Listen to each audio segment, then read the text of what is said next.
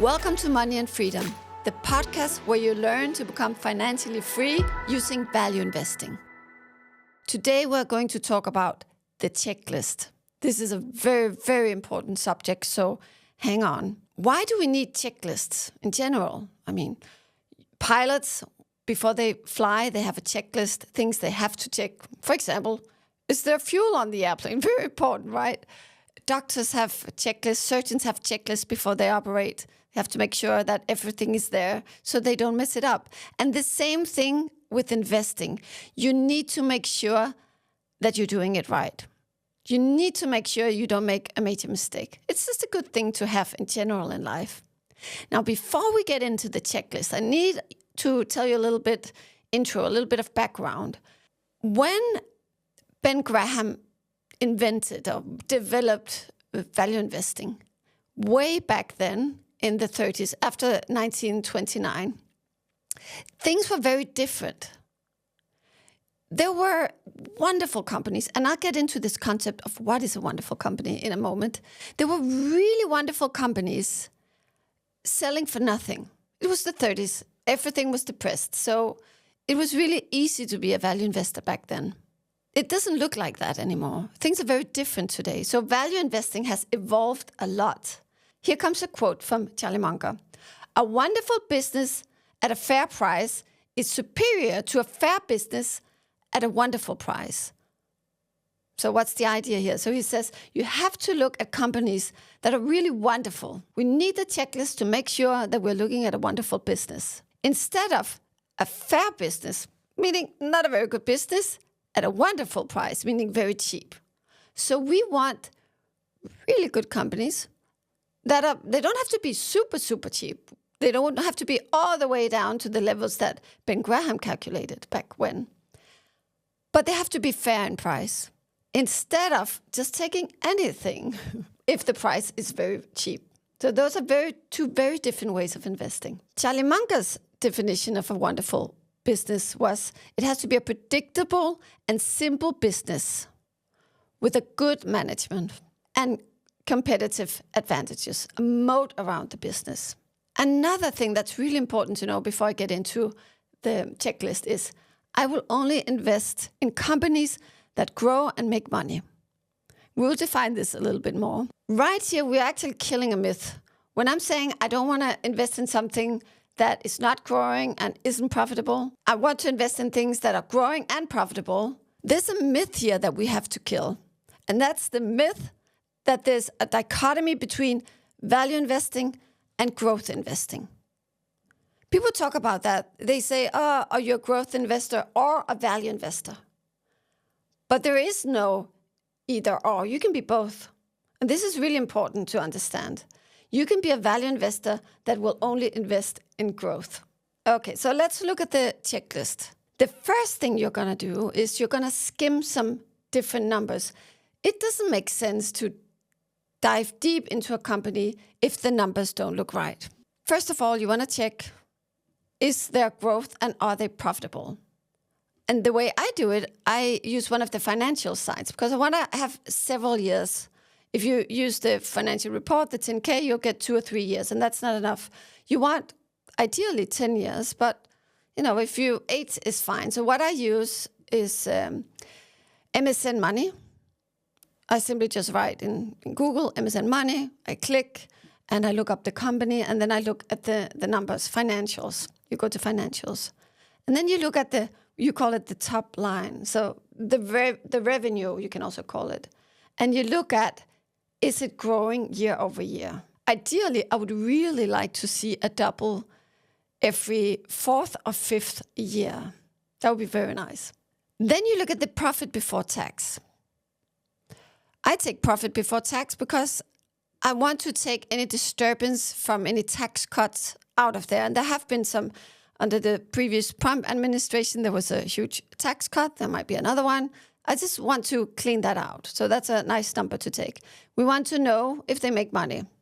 I also quickly look at the stockholders' equity to make sure that it's positive and growing.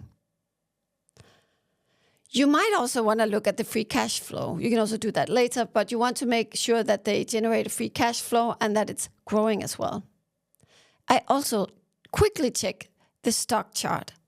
Is it at an all-time high? If it's at an all-time high, it's probably not going to be a good price. It could be, but that's very rare. Another thing to look at is earnings per share growth. You want to look at that because you want to take out any disturbance from if they are buying back shares or distributing more shares. Then you want to look at the product itself. Do you understand the product? This is what Warren Buffett would call, is it within your circle of competence? Do you understand the company? And when you want to look at if you understand the company, you first of all have to make sure you understand the product. If it's a physical product, is it something that you use? Can you go to the shop and look at it? Do you like the product?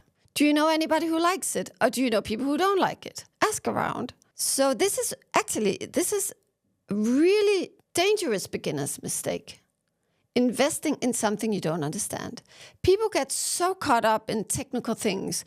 They hear it's the next big thing and the stock gets hyped and they invest in it, but they don't understand that it's actually a really bad business.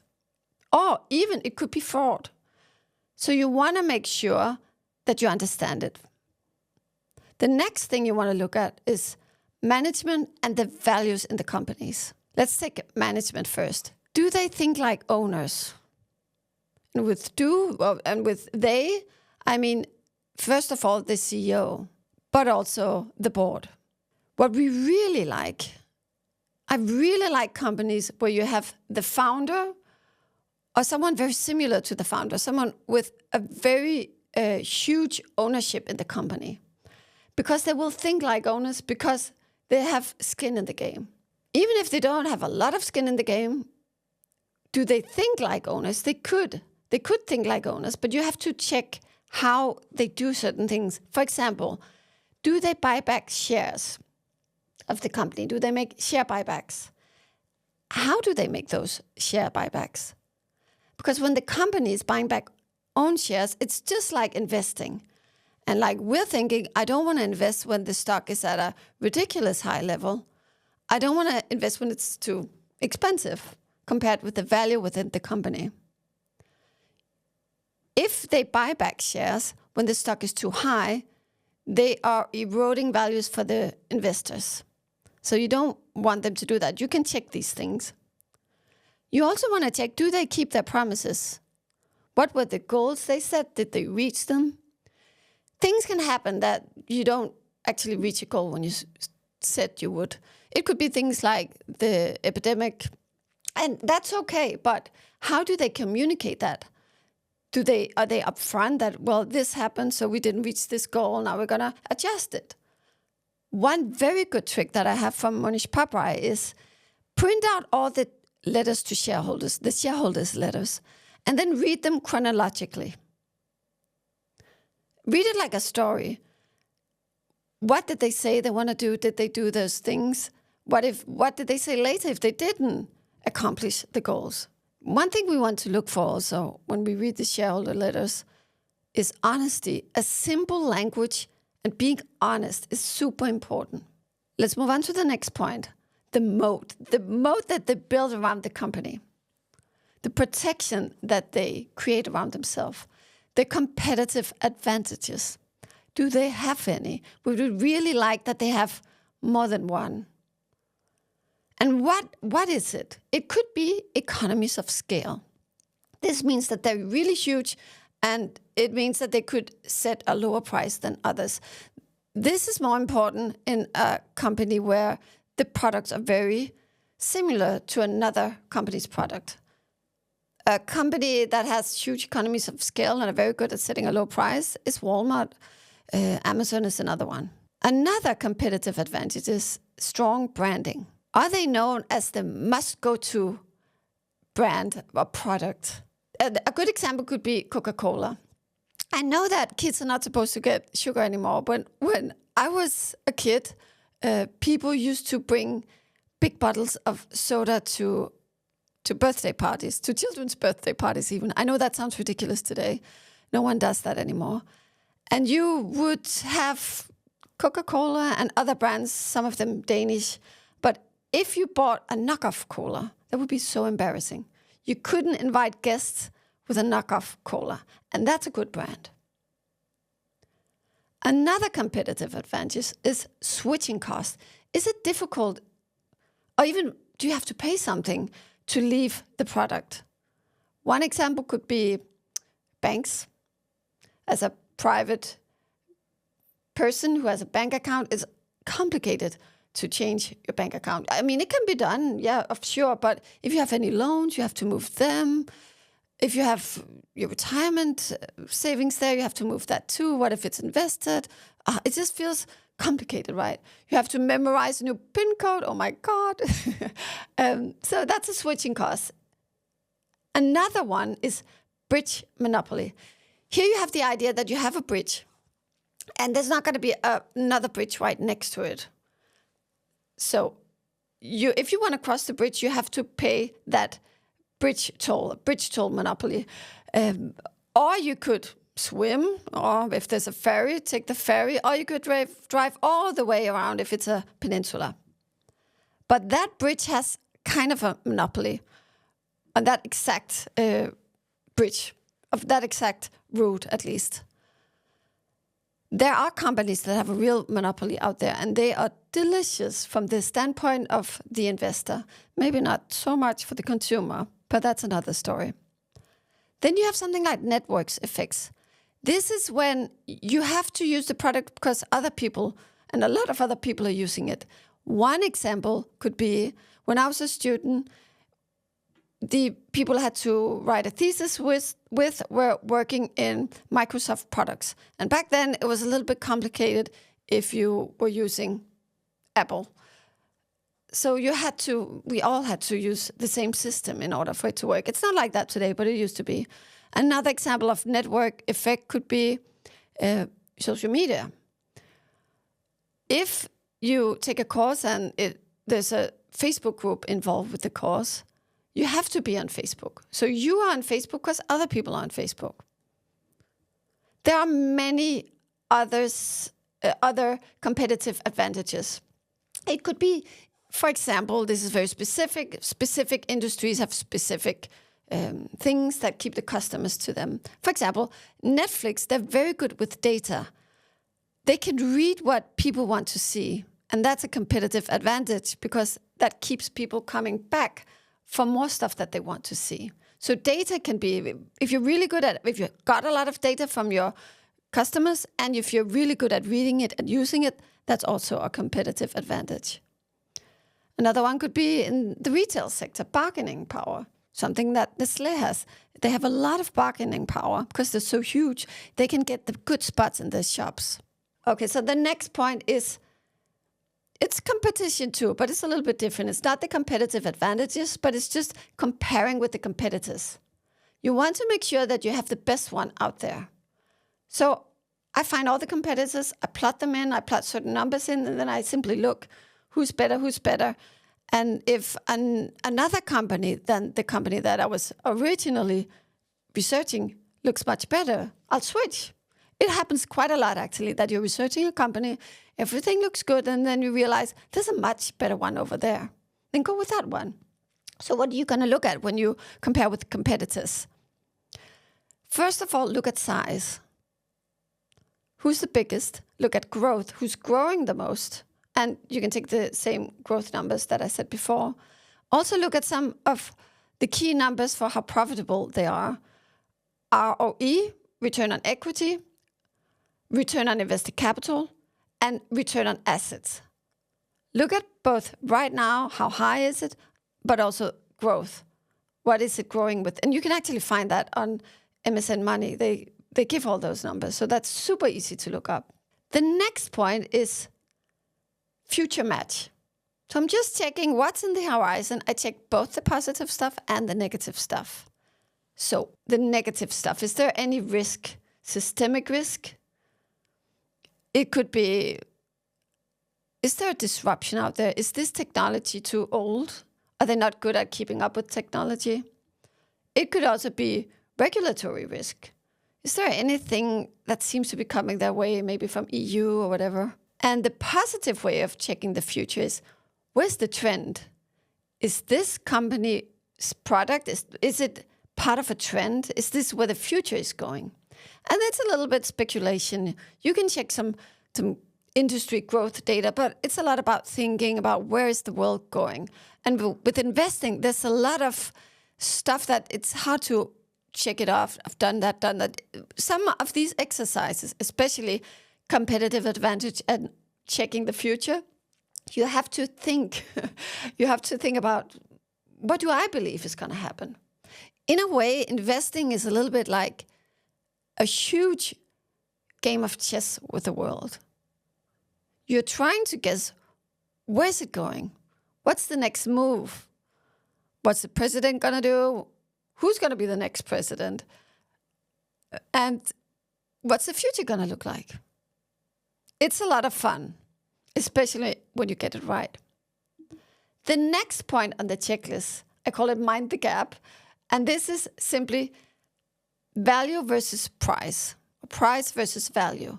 This is where you check, what is the company worth?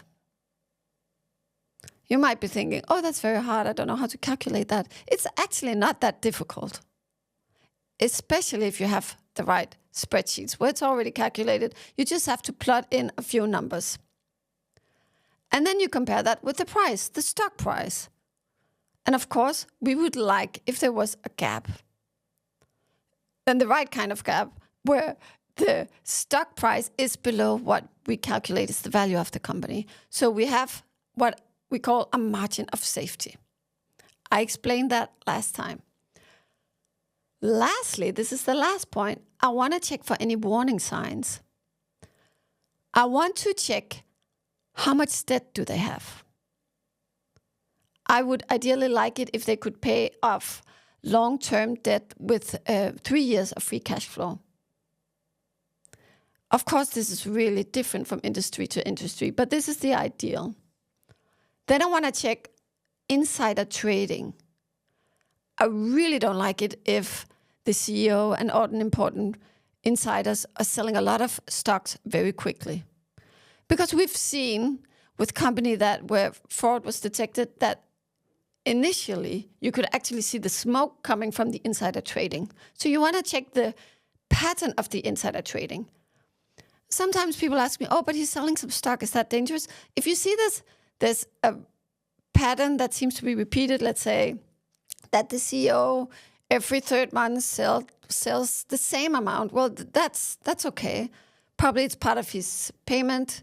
He wants to get some cash out of it, and that's okay. It's not a fire sale. He's not trying to escape. That's what we're looking for, irregularities in the pattern. Then I want to look, what are the big value investors doing? We call them gurus. I use the website dataroma.com. And I want to see who already owns this company. I also want to check, are they buying right now or are they selling? It's super easy to check. Oh, I forgot to mention just before with the insider trading. You can check that at a website called insidermonkey.com. And I'm really sorry, you can only check the US stock market. I haven't found a similar site for European stocks. And if you haven't done already, I also want to check that the stock isn't trading at an all-time high. So this was my personal checklist. There are other checklists out there. Let's look at Bill Ackman's checklist. This is a long sentence from Bill Ackman. I'm just going to read it. Okay, here we go. We want to invest in companies that are simple and predictable, free cash flow generative, with a dominant market position, with large barriers to entry, and make a high return on capital with limited exposure to extrinsic risk we can't control, strong balance sheet that doesn't require access to outside capital to survive, with excellent management and good governance. Now, that's a long sentence. And he usually rambles it off super quickly. And you're like, wait, what? You want to take notes? But don't worry. I've got you. Let's go through it one item after the other. The first thing he said is simple and predictable.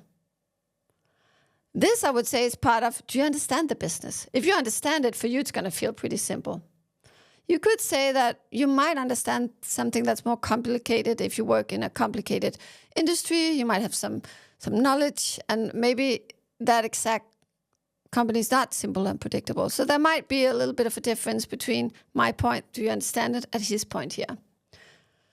Then he says he wants it to be free cash flow generative. That's a good point. We do check that when we check growth.